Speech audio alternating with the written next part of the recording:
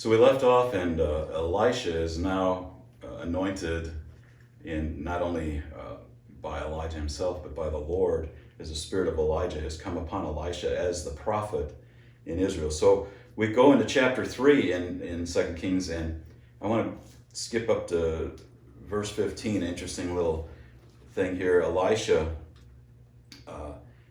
is in the situation. It says he makes a request in verse 15. He says, now bring me a minstrel. And it came about when the minstrel played that the hand of the Lord came upon him. He said, thus says the Lord, make this valley full of trenches. For thus says the Lord, you shall not see wind, nor shall you see rain, yet that valley shall be filled with water, so that you shall drink, both you and your cattle and your beasts. And this is but a slight thing in the sight of the Lord. He shall also give the Moabites into your hand. Here, Elisha, the interesting thing I put here, it's a miraculous thing. Elisha prophesies this, says, dig some trenches. This whole area is going to be filled with water. They're in the middle of a drought. And he says, you're not even going to see the rain or the wind, but there's going to be water running through all this land. And it is fulfilled later. There's a massive rainstorm in another part. The water flows down to that area, and all those trenches are filled. But what I want to point out here is what Elisha says, now bring me a minstrel. And it came about when the minstrel played that the hand of the Lord came upon him. To me, that was really interesting that Elisha felt he could prophesy, or the prophetic word of the Lord came upon him in the time of worship and music and when the minstrel was playing. And we see this happen. We saw it happen with Saul and David. When David came and played his harp, that the evil spirit that was upon Saul would flee. And here, Elisha says, when they bring me a minstrel, and he starts playing, and then all of a sudden he begins prophesying. Interesting, I actually had an encounter with a man from Tanzania, a powerful minister, and he would say pretty much the same thing happened here. He'd say, don't come to me and ask me for prayer if I'm not in the meeting and the Lord's not moving. He says I'll charge you $50 because nothing's going to happen. And he's trying to discourage people from asking him. He wouldn't charge any money for anyone to pray, but in fact, in the meetings, he didn't really pray. What he would do is the Spirit of the Lord started moving. He would start to have words from the Lord. It was amazing. I'll give you one example, maybe two. He said, and that we knew the woman. There was a woman sitting in the meeting, and he said, you're here because your pregnancy has gone too long and you're fearful. Says, you'll have your baby tomorrow. Well, there was a woman sitting right by me, close, just like a row or two behind me, and her pregnancy had gone for 11 months, and she hadn't felt the baby move for 2 months.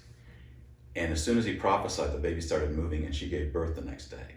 We know the baby, it's not a baby anymore, about 11, 12 years old, and the woman, but it was so specific, but it only happened, this man, the way he ministered, it only happened when the Spirit of God started moving in the time of worship. And then he gave another one. He said, there's a woman here, says you've had an abortion, you've continued to hemorrhage, said you went to the local doctor, which is in that case a witch doctor, and he said he explained what had been said to her. He says, but you've continued to bleed and you're here tonight, and if you just walk up here, the Lord will heal you. He didn't pray for her even, but she walked up, he just found another woman, says go check her, make sure she's okay, and she was healed. And we knew these people that were being healed. But reason I say that is there's such a powerful relationship between worship and the Spirit of the Lord moving and the Word of the Lord coming. There is a real connection there between the Word of the Lord and this worship time. So 2 Kings 2 is about the transfer of Elijah to Elisha as the prophet in Israel. We saw that double portion. We get to 2 Kings 4, and we see this. There's a widow, and she has a debt that she needs to pay. She's out of money, and she needs help. And in where is it? In the first 7 verses, there's an episode where Elisha tells her, here's what you should do. Go get all the empty vessels you can find, bring them in a little bit of oil you had, just keep pouring it out of the vessel you have and keep filling them. And as long as you are pouring it out of this vessel, the Lord will fill all those other vessels. And so she does that. He says she fills them all, and it doesn't stop until she runs out of vessels to put them in. Then the oil stops flowing.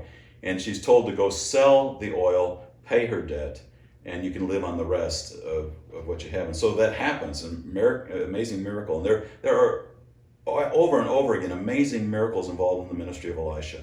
It is just remarkable, one after another after another. Then it comes a Shunammite woman. It talks about who she perceives that this is a holy man going by, and she tells her husband, let's build a lodging place. Let's get a lodging place for him. So when he comes by, he can stay there. And so they set that up so that when Elisha comes by, he can stay with them. And, Elisha says, what can I do for her?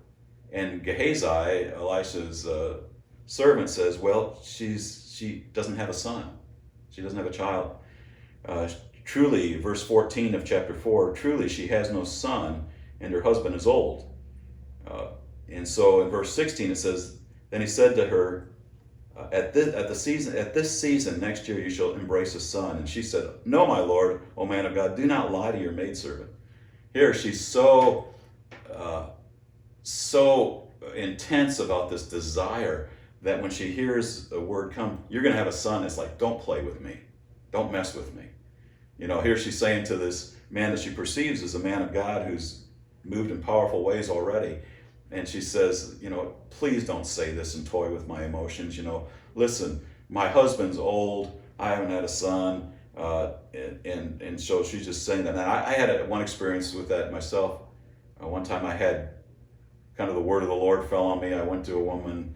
She was saying to her friend, if you have twins, can I raise one? And I said, I felt like the word of the Lord came to me, and I just went to her and says, you're going to have your own baby. It's going to be real soon. And she said, shut up. So it was like the same kind of reaction here. Well, within 2 weeks, she came to me and whispered, she says, you're right. When you said that, I was pregnant and didn't know it. And so, there's that kind of thing, but I saw this reaction. Oh, man of God, do not lie. It's like, shut up. Don't tell me something if it's not going to happen, because my emotions are too tied into this. So, but she does have a son. But what happens later is this son dies. And we see in verse 30 of chapter 4, and the mother of the lad said, as the Lord lives and as you yourself live, I will not leave you. And he arose and followed her. So she had seen Elisha, and she's following him back, and they're going back to see the son that's dead. Then Gehazi passed on before them and laid the staff of the lad on the lad's face, but there was neither sound nor response. So he returned to meet him and told him, the lad is not awakened. So he took Elisha's rod and laid it on the kid, and nothing happened. It says, verse 32, when Elisha came into the house, behold, the lad was dead and laid on his bed. Verse 33, so he entered and shut the door behind them both and prayed to the Lord. And he went up and lay on the child and put his mouth on his mouth and his eyes on his eyes and his hands on his hands.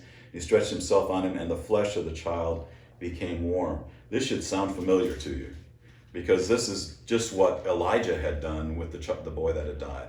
And here Elisha does the same thing. He lays on the boy, eye to eye, mouth to mouth. Wow, this is like, wow, this boy that's dead laying on this bed, and Elisha lays on him. And remarkably, it says, he stretched himself on him in verse 35, second half, and the lad sneezed 7 times, and the lad opened his eyes. Verse 36, and he called Gehazi and said, call this Shunammite. So he called her. When she came into him, he said, take up your son. Then she went in and fell at his feet and bowed herself to the ground, and she took up her son and went out. So, it's really important in these cultures. And I know I have a friend who, there was a woman came to one of his meetings, and she sat through the whole meeting like 3.5, 4 hours. I don't know. It was a very long meeting, very hot, holding her dead baby boy. And, in some of these cultures, it's so important, because it's not only your son, your heritage, it's your insurance policy when you get old. I mean, there wasn't any kind of social security or anything like that. Your kids take care of you. And so the restoring of a son like this is like such a mercy upon that person. Not only just the emotional thing in bringing back your son and your heritage, but it's also really your well-being is involved in that, because that son would be responsible for taking care of you.